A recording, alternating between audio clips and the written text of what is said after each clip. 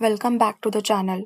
So in today video we will learn how to protect a particular sheet. So nobody can change the data. It will go to them in read-only format. So here we'll go to review tab, protect sheet. Just type a password, re-enter the password. Okay.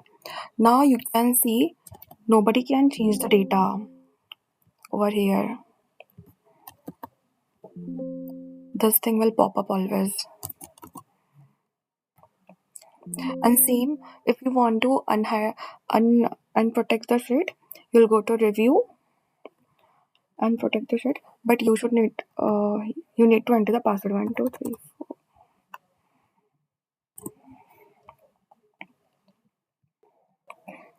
In similar manner, if you want to unprotect the sheet, you'll go to review tab,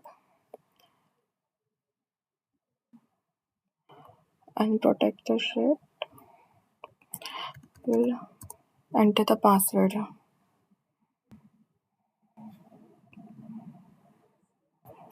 Now you can see you can type the data over there.